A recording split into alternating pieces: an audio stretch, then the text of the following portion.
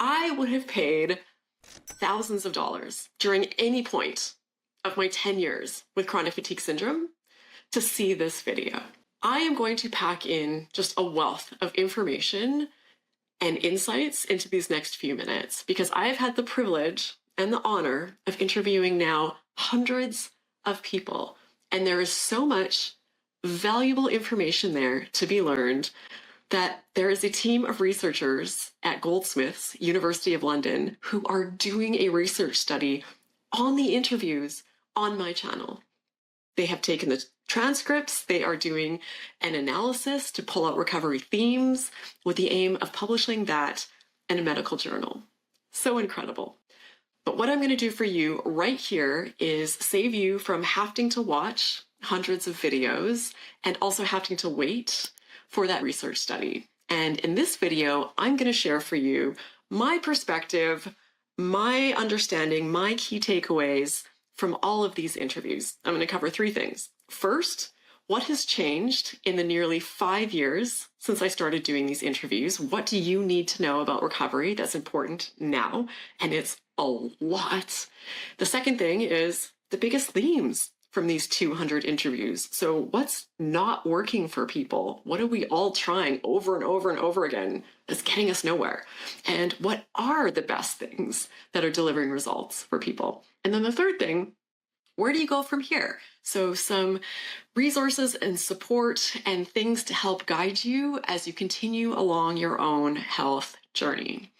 And I'm also going to eat my words a bit because over these past years of doing these videos, I realized that I have been wrong about some things, and I'm going to admit to at least some of those in this video. Are you ready? Let's dive in.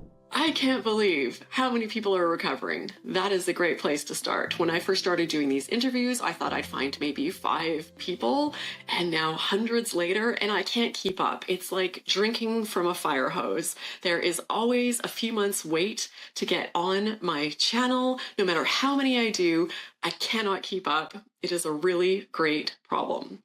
So let's look at changes over just these last 5 years. What has changed in this recovery space? Let's start with what hasn't changed. For the most part, despite knowing what we know, most people are still incredibly lost.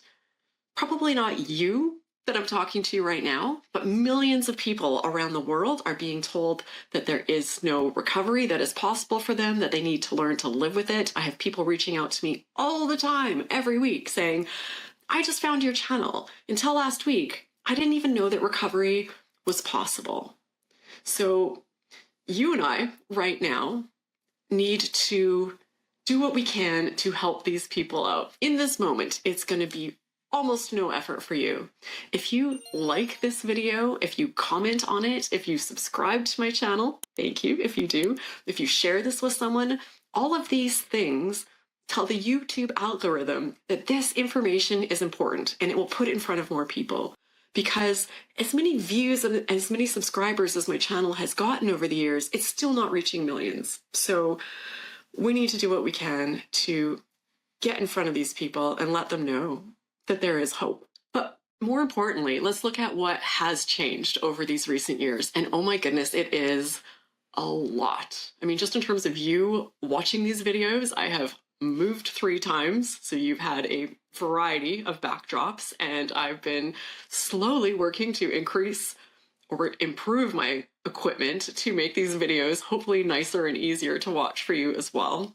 But from a global perspective, what's been going on? I mean, one, we had a pandemic, which sounds almost insane to point out because we all know it, but just 5 years ago when I started this, none of us had even conceived that this would be possible or that we would be going through this together. And how that changed the recovery experience for people with conditions like ME/CFS is that us in this community grew. So now we have long COVID, not just long COVID, we have people who have had adverse reactions to vaccines. And although I'm very pro-vaccine, the data is clear, they save lives, but we also need to be able to talk about the fact that there are people who have had bad experiences, but we're all afraid to talk about it.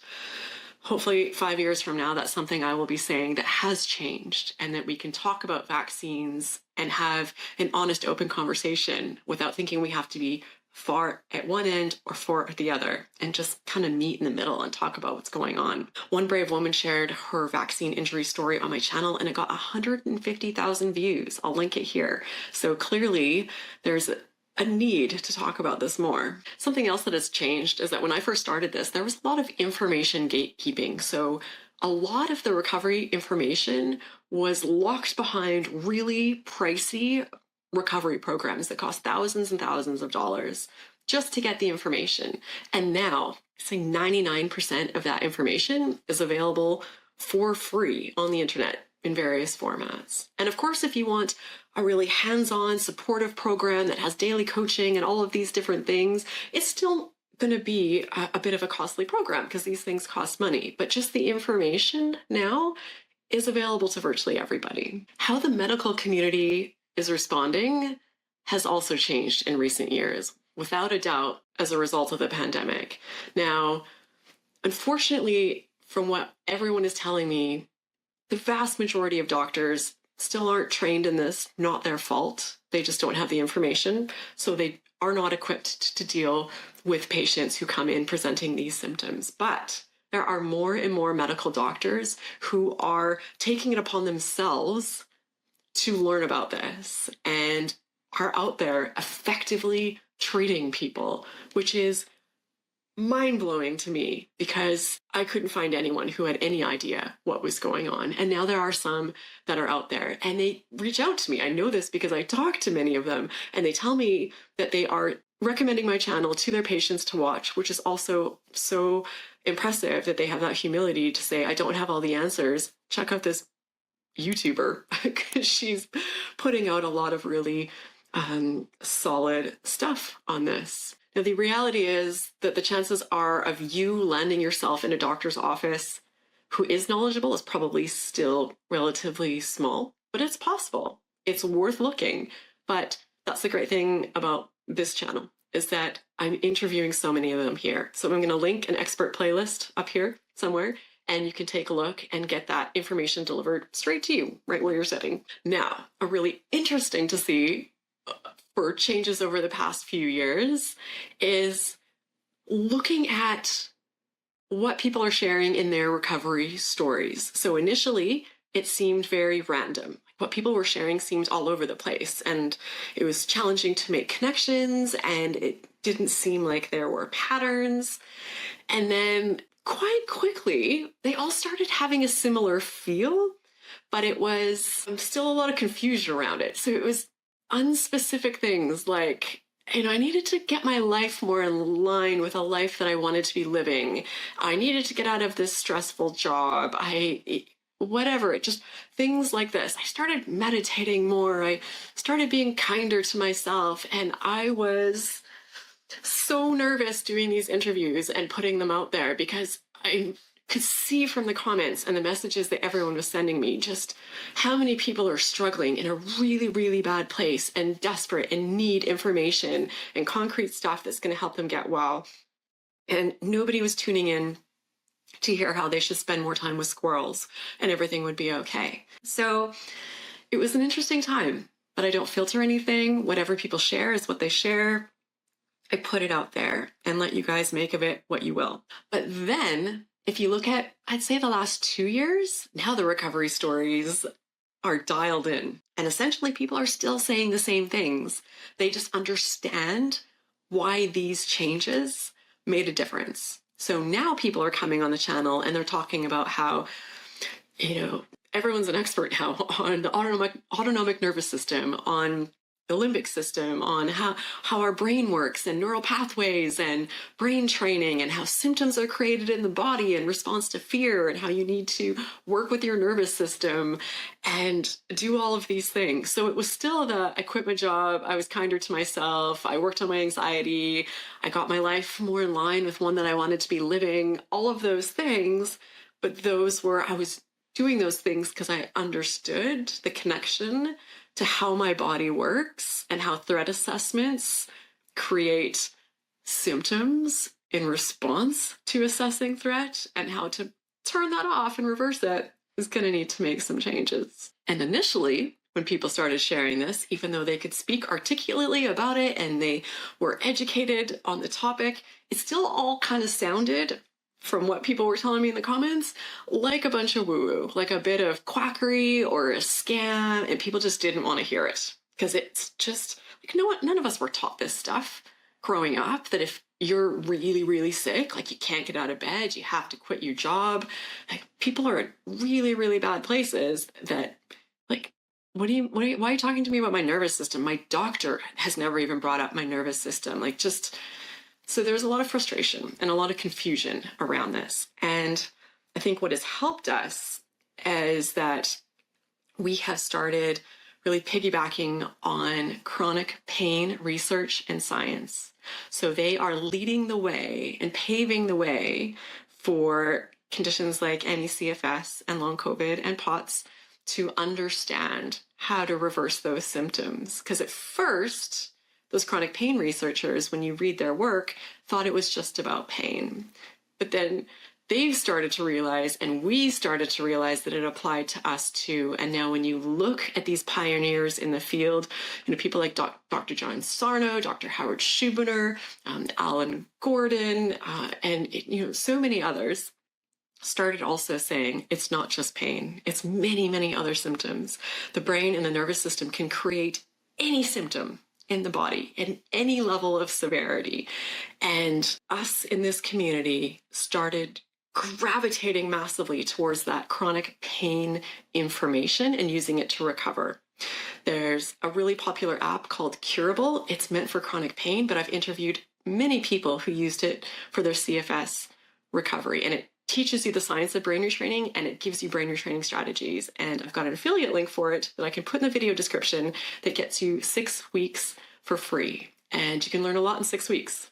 Probably all that you need to know just in that 6 weeks. Another thing that we have seen change over the last few years is our understanding that no one has ever had this too long or is too far gone or too severe to recover. We used to be told that the longer you had this, the less chance you had of recovering, which is 100% not true.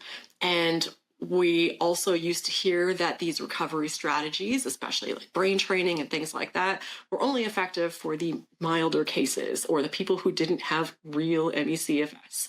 Not the case.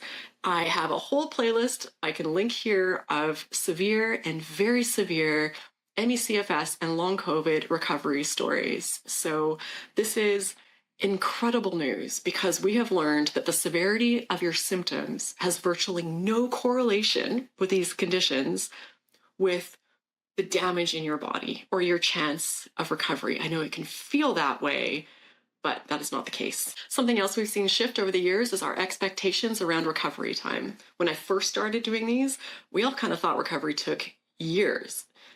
In my 10-year journey, it was like 2 years at the end where I really focused on recovery, where I finally got there. And 2 years felt fast to me. I thought I was like a speed case. But then we started interviewing some people and they would recover in a week. And we had these really exceptional, rapid recovery stories. And it started feeling like if you didn't recover in days, like you had done something wrong or there was no hope for you. But now we've come to a place now, like, okay, that is also not the case. And yes, there are those really fast cases where people recover quickly, but that is by far not the norm. So rapid success is the exception, not the norm. It's like me looking at people who start YouTube channels and in 6 months have 5 million subscribers. Yeah, it happens. But me using that as my benchmark is setting myself up for a world of pain and frustration, because the likelihood of that happening to other people is almost none. It's like getting mad at yourself for not winning the lottery every day. Another thing we've seen change over the years is that we are starting to parse out and understand a little bit the difference between what helps health in general and what targets ME/CFS and Long COVID recovery and so forth specifically. And this can really muddy the waters, and I am guilty of doing this, putting out information about what helps CFS recovery when it's really actually might just be about health in general. Like right after I recovered, I wrote a book. I broke down all the things that I did to recover.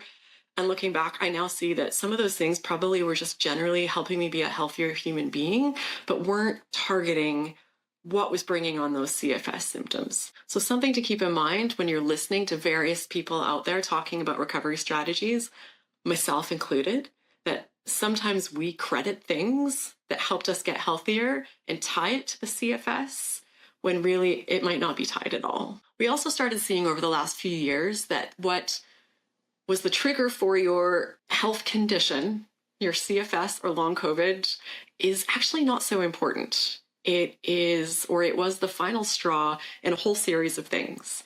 So we used to think it was the mold exposure. It was for me, it was a bad flu that I got. It was perhaps COVID. It was a vaccine. And yes, this might have been the final thing that pushed you over the edge, but getting really fixated on that thing, probably not going to be what helps you to get out of this. And as we look over the years, initially we started looking back a few months, like, whoa, when I look at the bigger picture of what was happening in my life, I see now all these other different factors. But if you look now, right in this year in the interviews, you'll see that people are like, wow, when I look back to childhood, to birth, I see all these things that impacted my likelihood of getting this condition. For example, childhood trauma is one of them that has come up.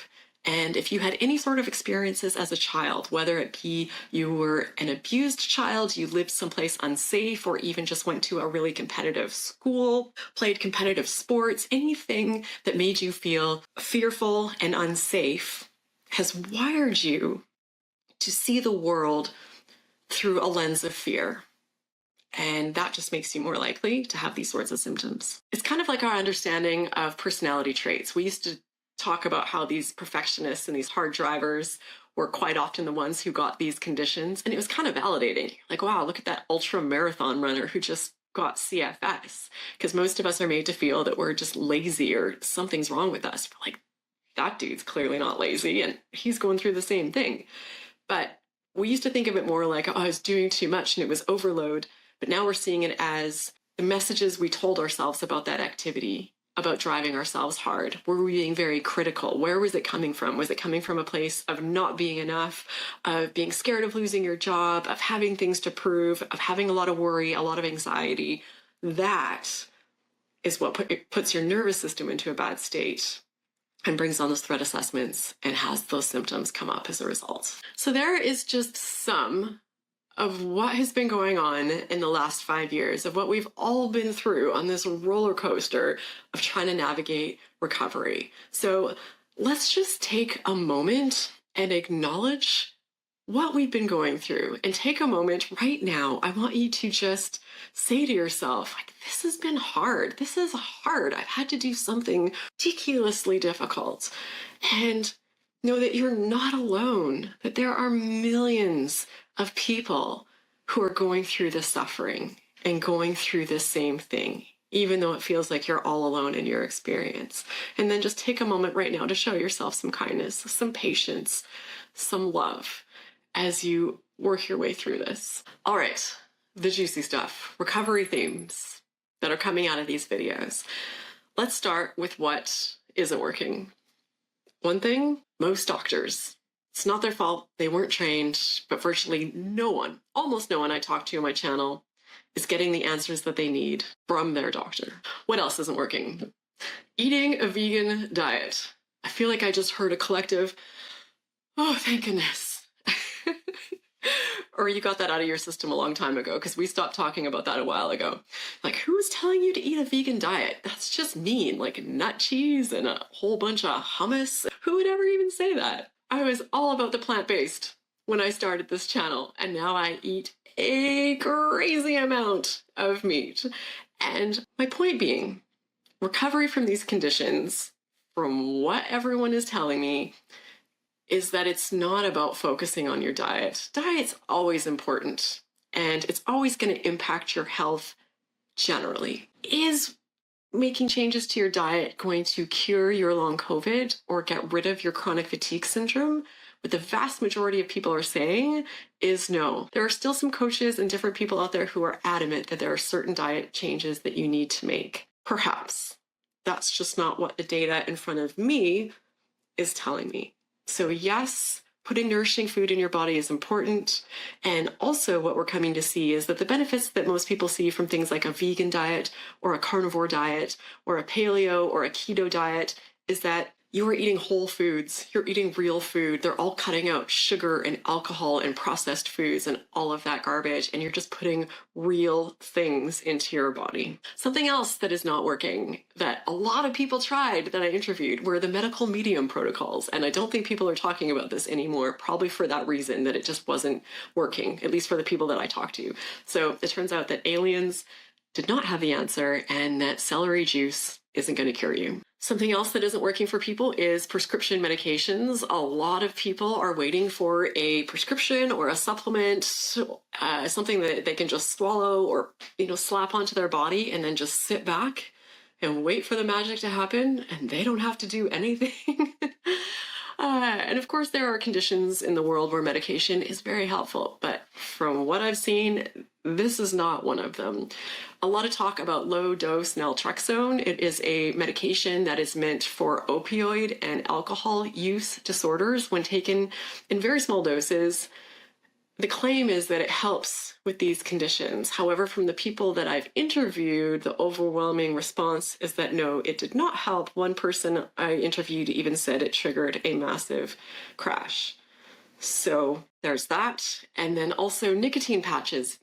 People have talked about trying, I think more specifically for long COVID, not even going to pretend to understand how or why that's supposed to work, but I haven't talked to anyone who was like, yes, nicotine patches are the way to go. And then just generally what's not helpful is having an approach to recovery where you're chasing symptoms, meaning you're looking at all of these different symptoms in your body and treating them like 19 different things that are wrong. Like you've just suddenly had this multi-systemic shutdown, some sort of disorder where it's causing tinnitus and dizziness and nausea and pain and chronic fatigue and cognitive issues. Like it's like a multi-organ shutdown. And that is not what people are seeing is happening. So treating it like a whole thing instead of trying to fix each one individually works a lot better. And just generally, it's not effective to try and do 19 different things at once, which a lot of us did. I used to have a checklist of all my things, everything that I needed to do, and all the supplements that I had to take and all of that. And it's just generally not a good way to go. It just being even just hyper-focused on your recovery and constantly and like, must heal, search for answers. That stress, not good for your nervous system and not going to help you get there any faster, unfortunately. All right, so what is helpful? What are people saying deliver the best results with their recovery? One, just generally speaking, is surrounding yourself and spending time in spaces where people talk about recovery and know and believe that it is possible. If you're a part of a Reddit group or discussion or Facebook groups where they're telling people that recovery isn't possible, leave now and never look back. Another thing, probably the biggest thing that's helping people to recover is looking outside of the conventional medical system. I'm not saying disregard medical advice. We all need to start with our medical professionals and get all of the tests and see what's going on, but treat them like consultants on your journey and take that information and then make your own informed decisions and then be very open to supplementing that with coaches and recovery programs, because here's what's happening. We have the information, a lot of it, and a lot of the science and a lot of the research to back the approaches that are working for people. The problem is that it takes anywhere up to 20 years for that identified, established scientific information to make its way into your doctor's office. And what's happening is that coaches and YouTube channels and just everyday people are bridging that gap because we don't have that process of like trying to turn the Titanic around. It's just such a big thing with so much red tape getting this all into practice in the conventional medical system. But coaches, YouTube channels, we don't have any of that process. We're like a tiny little startup and we can just move fast and do things quickly and get information to you fast. So you have to, yes, use some judgment, assess things, make your own decisions about what may or may not be right for you. Talk to your doctor about that, but just be open to supplementing that conventional approach to recovery with information from other spaces, and be your own advocate and take it upon yourself to get that information and use people as consultants and coaches on your journey, a journey that you are driving. Another massive, massive thing. Oh my goodness. If you watched all 200 of these interviews, it would be like getting smacked in the face with it over and over again. Because it's just so undeniable that understanding how symptoms are created and just being informed about what is happening is such a massive thing, massive first step in your recovery. So people who invest time in learning about the autonomic nervous system and learning about our threat assessment systems and learning about brain neural pathways and how symptoms are turned on and turned off, and then they harness that and they use it, speed up their recovery dramatically. We now know that there is no condition, no health condition that exists on this planet where working with your brain and autonomic nervous system isn't relevant. There's no one that this doesn't apply to. Everyone's doing brain retraining since the day they are born. If you can think, you are doing brain retraining. You are doing it right now. As your brain processes this information and does stuff with it, it's going to change those connections in your brain, and it's going to potentially change the way your threat assessment systems are happening in your body. If this topic is new to you, or you want to learn more about it, or just brush up on the science, check out this video where I walk you through exactly what's going on here. Another theme with recovery, something that is newer that people are talking about, is something called hermetic stress. So this is when you put small doses of stress on your body, and in these small doses, they are actually a really good thing for you. So this can be things like exercise or fasting. And the biggest one that people mention is cold water exposure therapy. So ice baths, cold plunges. I do them too. I have a love-hate relationship with them, but it is a theme in recovery that people are talking about. And I interviewed Dr. Eleanor Stein. I'll link it here. She talks about this in much more detail and it can explain it way better than I ever could. So it's definitely worth looking into. So right now it's definitely out with the medical medium and in with Wim Hof. And a part of this is the attitude that recovery isn't something that exists for me off in the future at some future date that's waiting for me where I'll discover that thing. Recovery is every day knowing that it exists in this moment, right here, this one that you're in, and every moment after for the rest of today. So what can you do today that helps you with your recovery?